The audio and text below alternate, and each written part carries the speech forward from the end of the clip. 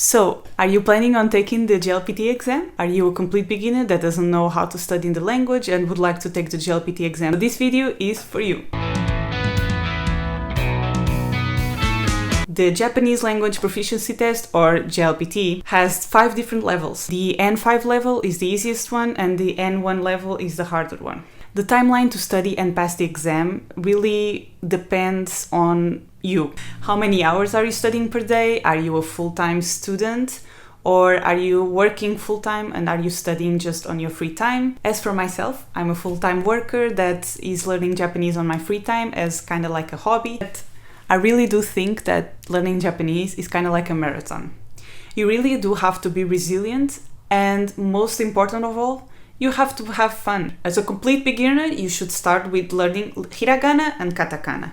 You should stick with that and learn it. Making sure that you are able to read hiragana and katakana as quickly as possible and not use furigana will really help you save energy for kanji. And kanji will make you dead. Same, but different, but still same. And also, in my opinion, I wouldn't really study kanji right away. I would save up the energy to study some vocab words first and then tackle kanji more at the end. The JLPT N5 level is only around 100 kanji, but you will soon realize that each kanji has different readings and it's a whole new world. I won't be talking much about kanji now because my plan is doing a video just focused on kanji. But just to say it very quickly, basically what I did was I was studying around 3 to 5 kanji per day and then using flashcards. I did them by hand. I know there are some platforms that you can use online to do flashcards, like for example Anki, which is a really nice one. But I tried it and I didn't really like it. And also my idea is not to use the phone and the computer as much. It's so nice, to look at all of these flashcards and know that you memorize them all. Like they are in my brain. It's kind of insane. How is that possible? I don't know. There's no better feeling than doing this. Amazing. Now you know hiragana, katakana, and all the kanjis. Obviously, you will need to review the kanji every week, then every 2 weeks, then every month. As long as you do spaced repetition with these flashcards, you will be fine. For you to start learning your grammar points, you have 2 main books that most people normally use. It's the Genki and the Minna no Nihongo. As for the Genki, I cannot really talk much about it because I never use it, but I know that a lot of people really love it. So I do know from a lot of feedback that this is a really nice book, but I do think that Minna no Nihongo is not good if you are a complete beginner because it can be quite hard. So what I did actually, basically just started learning with my Japanese teacher. He had some really nice notes, some really easy ones. See, there are a lot of notes that my Japanese teacher gave me. So I first studied using this and then I went through the Minna no Nihongo. Okay, so now you've studied all the grammar points. You already know all your kanji. Now it will be a great time for you to practice your reading skills and making sure that you are doing it as quickly as possible. This is because the reading section of the exam will be 40 minutes. So if you are not feeling too confident on your reading time, you should start practicing reading a lot of passages and doing those exercises. There's this book that I really liked, is the Speedo Master reading book. Because it kind of starts off by explaining how each reading section goes, and then it has a section with only short passages, then a section with medium-sized passages and the long-sized passages as well. At the end of the book you have 2 mock-up exams that will test you only for the reading section, and these exams are pretty much the same as the JLPT one. Now you can also start practicing your listening skills. Also, the listening section of the exam will be one time.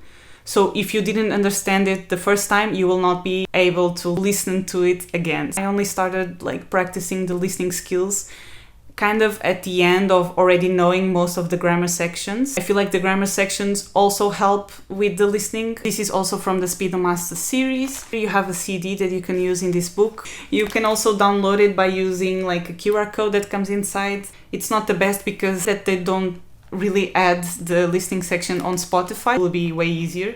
This book is very similar to the reading one. I feel like it's nice for you to practice your listening skills.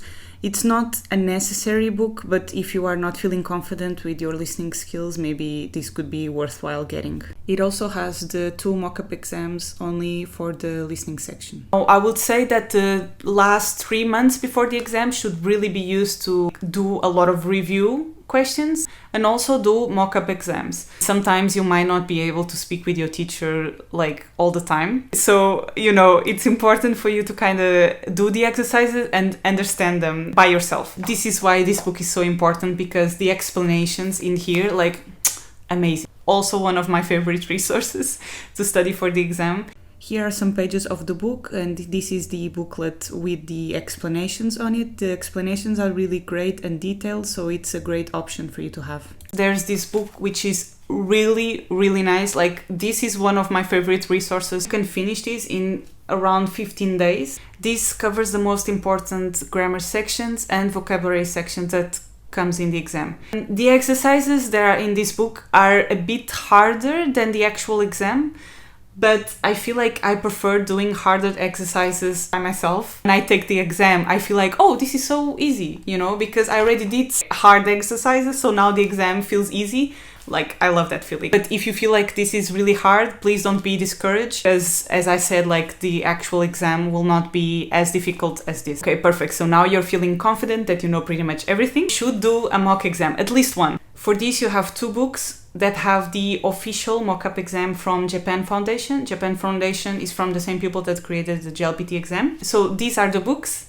You have the first edition and the second edition. If you want to get just one book, you should get the second edition, because this is for the same formatting of the exams that are being used now, which are the 5 levels of the exam. This first edition was only when the exam was around 4 levels. So it's like the old formatting of the exam. Of course, if you want to have 2 official mock-up exams, you can buy the 2 of them, but I feel like this one is a lot more important right now. Oh, and also, before I forget, you don't really have to buy the official mock-up exam. You can check it out online. I will link below the place where you can download the exam. You can check it out if you want. There's also one book that I really, really recommend besides having the official mock-up exam book, which is this one. So this book has 3 sets of mock-up exams with proper explanation. Also, this is really nice because it comes with the actual exam format.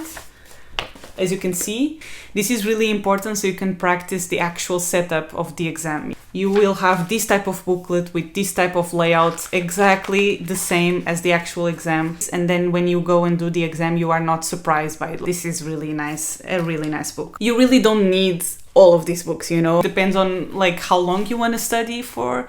If you want to have like a slow study where you study for like 3 years for the exam, then you have, plenty of time to go through all these books. What I did, like, I took a long time to do the exam, like I didn't rush it. For me, Japanese, it's not really necessary for school because I'm not in school.